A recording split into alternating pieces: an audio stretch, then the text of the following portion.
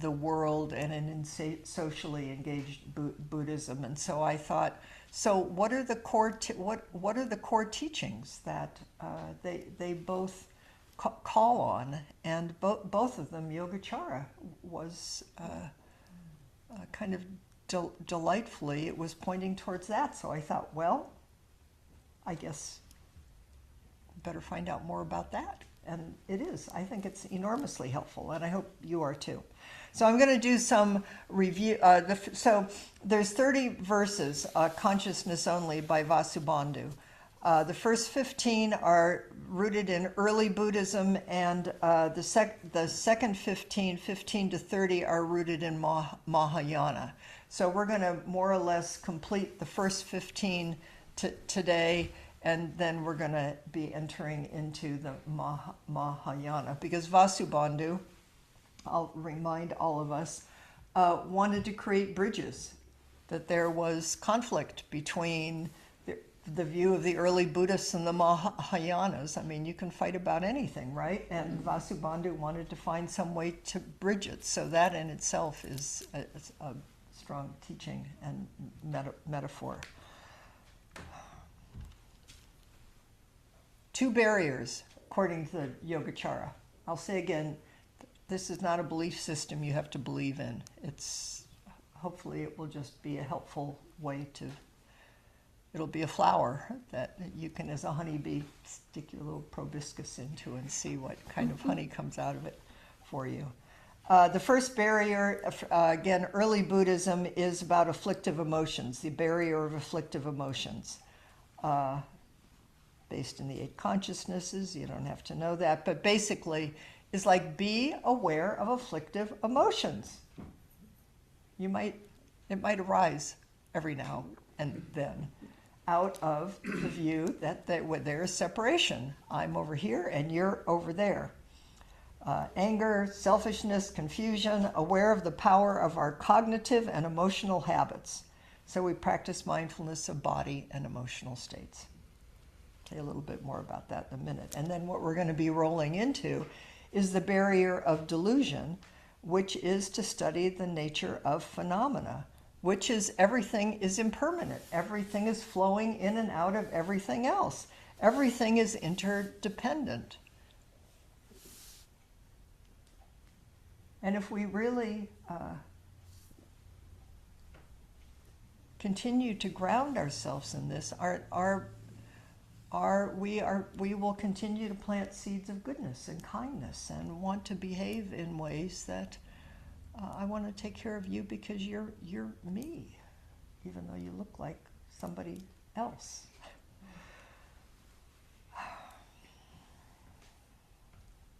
So, verses 9 through 15. Is mindfulness of mental states as a way to overcome the barrier of afflictive emotions. So it's right effort.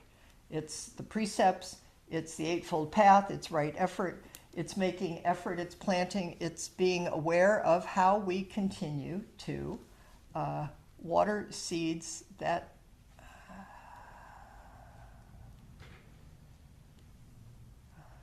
family, culture, being a human being, passed to us across time and space, just being aware in the moment of when something arises that if we water it, if our vow is to not cause harm or to do the best we can to not cause harm, when are we watering things that are just going to keep the seeds of harm, meaning the view of separation and alienation, going? I.e., the end game of all of that is war. So really good time to be studying this. You know, you could say, stop that, or why are you doing that? But study it in our own hearts and minds. Yogacara says there's 3 aspects to transforming our consciousness, and it's called the all. So although there's 3 parts of it, they're all completely interconnected. This is all review, and if you want to know more, you can read more, or you can go back and listen to the other talks. Alaya Vijnana, which is the storehouse consciousness, which is that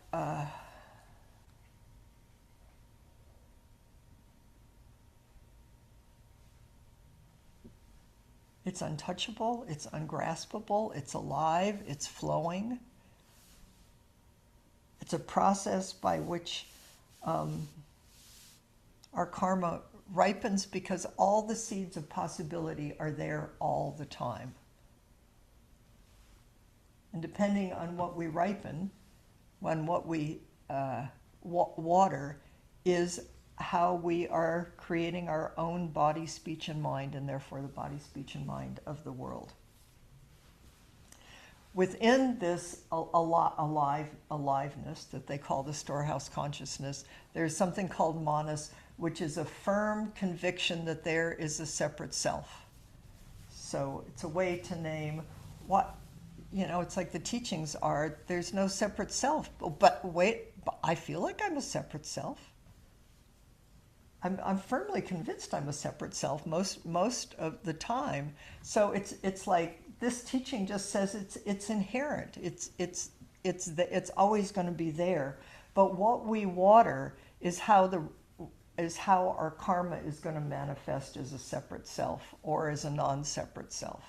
So it's kind of like there's this big ocean, and then there's waves and it contains everything, but in it there's this self that's there that keeps eternally reasserting itself. You're not going to get over having a self, and there's the little peaks of the waves that are touched by light and storms and rain and thunder and lightning, but what happens in that interaction moment after moment is what happens in the storehouse of all of humanity and in the way we behave. Did any of that make any sense at all?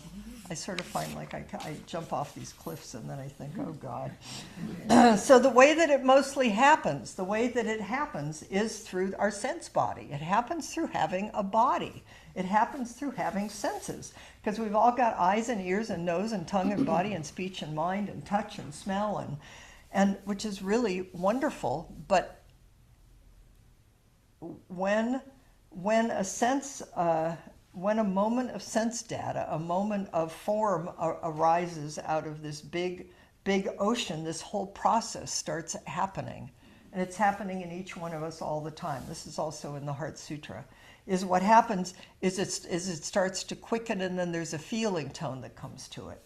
And in the feeling of this wave, then there's a directionality of our attention towards it. And then it's fun sometimes just to really begin to note how early on in a perception you can have a feeling of pleasant, unpleasant, or neutral. It's like, unpleasant. Am I going to water it? What am I going to do? What am I going to do with it, which is the whole world? Or pleasant. I like it. Oh, I want more of that. Oh, I mean, you can watch it. It's like watching things being given birth to. It's actually kind of fun and fascinating because you really get to study the mind. Okay, so then once you're into pleasant, unpleasant, or neutral, then concepts, all the concepts that have been fed to you from beginningless time and space, not to mention what happened in your own family system, and then there's the impulse to do something or not do something, and so then we're all rolling, right? This is just how it's happening all the time, and then we're all bashing into each other, and and anyway, you think you get it. So the main thing, so that's universal. The specific is that each thing arises only in certain circumstances. So it's very particular. Like my karma is different than your karma, although we share a certain karma because culturally and, anyway. But the main theme here is to watch everything arising, existing, and passing away, and with a sense of curiosity and realizing that it's not me or mine. It's just, how much can we just sit in the direct experience of alive? Now, this I think is fascinating, maybe you will too, is bodhisattvas don't get over all of this. Bodhisattvas, whatever we think a bodhisattva is, still experiences all of this. It's just that a bodhisattva is more and more unbound from self-centeredness. That's what Unbound from what? self-centeredness. That's is we can just watch it. I mean, in my better moments, my wiser, kinder moments, I can watch it come and go. And when I'm in my delusions, I'm just like I'm hanging on just like anybody else, you know. But there's a lot more, in my experience, a lot more space in my heart and mind and body than there was when I first started practicing.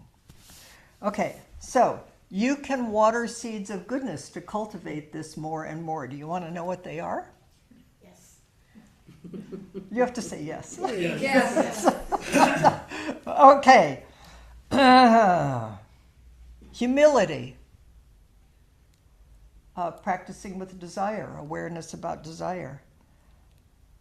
Awareness of aversion and delusion. And what you want to water is energy. It's like, I want to wake up. Tranquility, carefulness or awakeness, equanimity, and nonviolence. So that when the impulse to do something comes up, we've planted seeds and we're going to make different choices. Okay.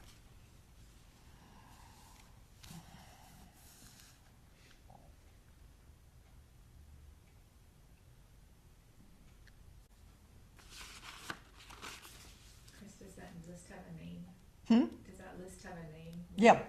And it's on the website and it's in the newsletter. The 30 verses of consciousness only.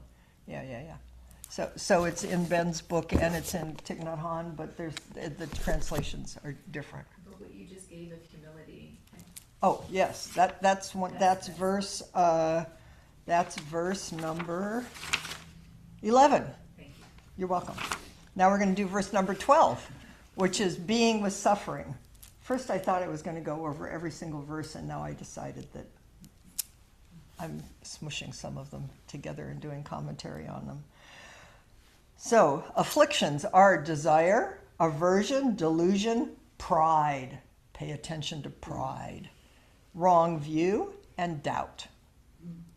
I want to do a whole thing on doubt sometime. Great doubt and cynical doubt. I love this Buddhist distinction, but I won't go down that road right now. The secondary afflictions, which you can also study, see, they name all of them here. You are not unique. We are not unique. We don't have any kind of corner on this market. Anger, hatred, hypocrisy, malice, envy, and selfishness. So stop thinking you're special and stop beating yourself up because you think you're special. This is what human beings do. So then you be like a honeybee and say, ooh, look at that. Okay. Observe with an open heart and mind. Observe all of these things arising and passing away. Buddha describes karma as intention. What's our intention in each moment? That's how we water the seeds of goodness, which is, in my language, vow. This is how I want to live. And I just keep coming back. 13, verse 13. Taking care of suffering. Deceitfulness, guile, arrogance, harmfulness, lack of conscience and humility, sluggishness, restlessness, lack of faith, laziness, carelessness, forgetfulness, distraction, and unawareness. Just be willing to sit in the discomfort and, as Ben says, the raw pain of it. Like, don't avoid it. Don't beat yourself up. Don't drown in it. But it's like honeybee. This is why we keep doing the things that we're doing. Is what's it feel like in our body, hearts, and minds, and we can watch it arise and pass. Verse 14. Not always so. I'm going to read you from Suzuki Roshi in a minute. Remorse, sleepiness, initial thought, and analysis can be either afflictive or not. There's a choice in each moment. Verse 15, the water and the waves. The 5 sense consciousnesses arise from this root consciousness, together or separately, depending on conditions, but it's all like waves arising on the water. what we see, hear, smell, taste, touch, believe is deeply conditioned by our karma, and we can wake up with deep intention in the midst of this amazing alive. The individual waves are simply manifestations, forms arise out of the ocean, and what we water matters. It helps us and the whole world because we're not separate. It helps us soften. It develops compassion for self and others. And ultimately, we don't know what it is. It's like, oh, what is it? Because the minute we tighten against something, we just put it right back in the same old form, right? And what the whole world needs, I mean, it's the really good news about being in really terrible times is everybody's just tightening. It just feels, it's like, it's so dense and it's so heavy. And then our minds and our hearts get dense and heavy. But if we can just keep saying, what is it? And of taking the backward step and of watering seeds of faith and goodness and wishing people well, and then the end of verse 16, this end of this section explains where they're not found. Just mostly I think it's great is it feels like Vasubandhu just keeps saying, if you think there's some way out of this, let me just keep plugging up all the holes. Practice is the only way, quote, out of it, and that's not out of it. It's waking up right in the midst of it. So in case you were wondering where you can't find it, probably were. The realm of no thought. The outside realm of rational, on separate planes of existence. If you believe in separate planes of existence, which I think the Tibetans do, that there's a realm outside of rational thought, there's still karma, that you're going to come back into your body, and it's still going to be, you're still going to have to practice with this stuff. You can't escape it. The second one is you can't get out of it through unconsciousness, through a coma, drugs, or being unconscious. Your stuff's still going to be working. You know, it's like you're going to die, and you're going to be in some kind of I mean, who knows what's going to happen, but I think, whoa, I think this is what the Bardos are about, is wake up. You think this stuff is potent. It really says, understand how potent our karmic conditioning is. And the third one is thought-free sleep, like really deep sleep levels. This is still happening. Okay? Do you feel doomed? No, I'm going to read you now from Suzuki Roshi, because I love Suzuki Roshi, and I think he'll help us. Changing our karma. You become very serious when you have a big problem without realizing that you are always creating problems. With a smaller problem, you think, oh, this is no trouble, so I can manage it quite easily. You may think this without even knowing how you will cope with the problems you have. There's a great story about Suzuki Roshi saying, wait a minute, am I going to get this right? The problems that you have right now, and everybody was like so happy because he was going to tell them what to do about all the problems that he had right now, and he looked up and he said, you're going to have them for the rest of your life. It's like busted. The other day, Tatsugami Roshi said, a tiger catches a mouse with his whole strength. A tiger does not ignore or slight any small animal. The way the tiger catches a mouse and the way they catch and devour a cow are the same. But usually, although you have many problems, you think they are minor, so you don't think it is necessary to exert yourself. Oh, I'll just be a little mean right now. I'll just be a little crabby. Do you all have words to diminish negative states of my crabby is it? Anyway, yeah. That is the way many, this is great, this is very timely. That is the way many countries treat their international problems. This is a minor problem. As long as we do not violate international treaties, it will be okay. As long as we do not use atomic weapons, we can fight. But that kind of small fight eventually will result in a big fight. The minute you enter this territory, you're already here and in our minds. So even though the problems you have in your everyday life are small, unless you know how to solve them, you will have big difficulties. This is the law of karma. Karma starts from small things, but with neglect, your bad karma will accelerate. Doesn't it feel like what's happening right now? Is things that we thought were small are just accelerating, and we just keep going, what? And then we're overwhelmed because it's like we're on a fast track. I mean, we thought these were small problems, and now they're big problems, but it's just it's pay attention to the root. Our minds, then he talks about the bee. As a bee in gathering honey tastes the flower but does not harm its scent or color. Our minds should be more careful, more attentive, and more reflective. Our minds should be more careful, more attentive, and more reflective. Notice whether you are creating problems in your everyday life or creating bad karma for yourself and for others. And you should also know why you suffer right now. There is a reason why you suffer, and it is not possible to escape from suffering unless you change your karma. Pay attention.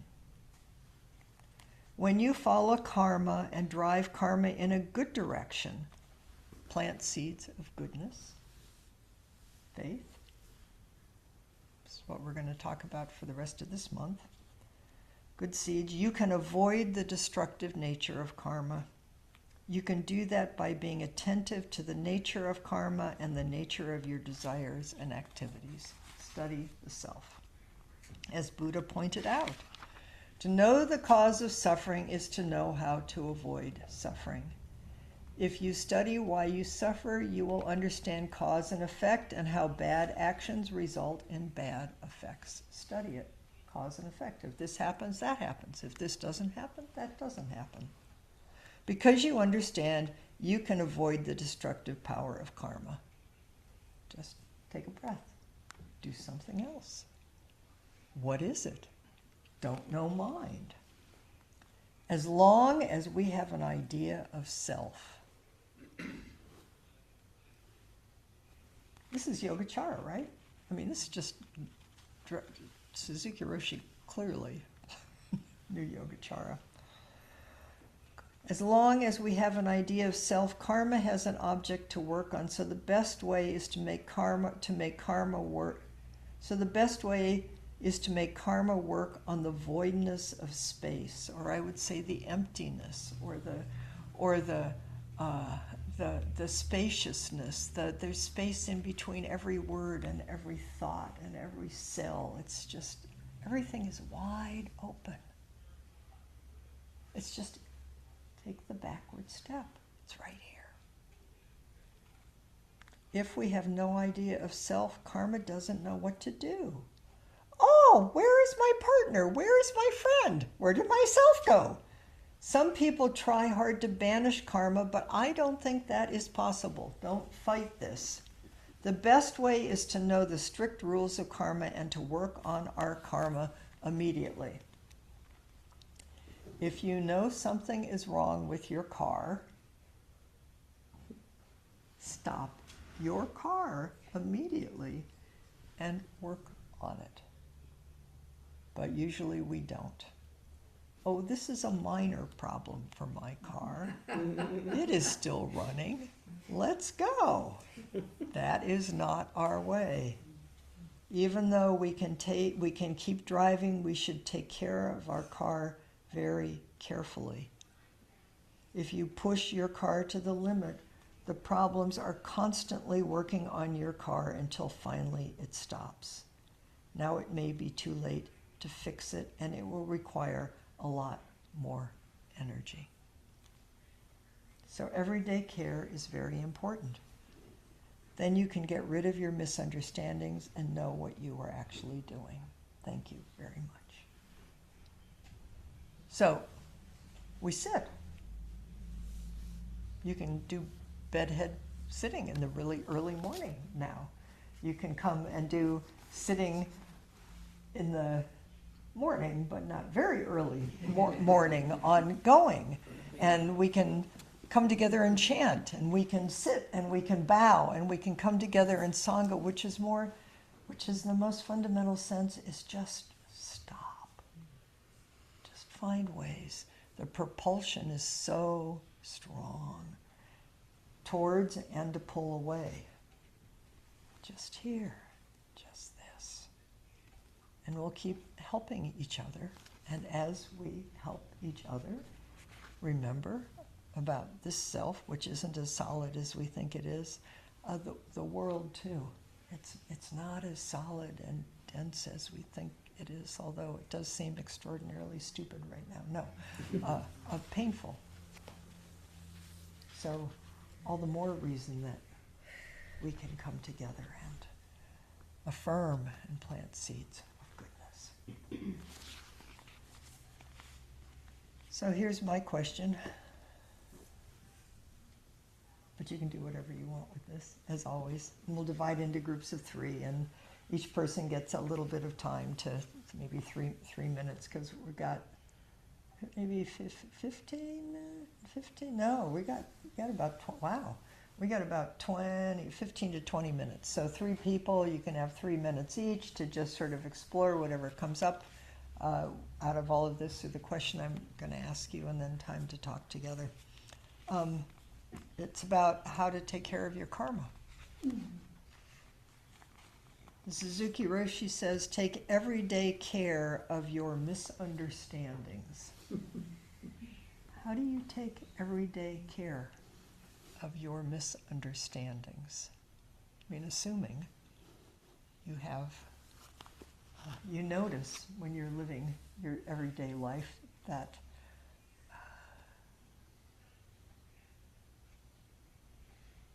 you don't always understand what's going on. And maybe that when you think you understand what's going on is when you get in the most trouble. So how do we live in this fluid world with all of our concepts? And how do we take care of our misunderstandings about self and other in the world? How do we practice? Whatever you want. Okay? Good enough? Okay. Groups of 3, go for it. Find people you don't usually talk to.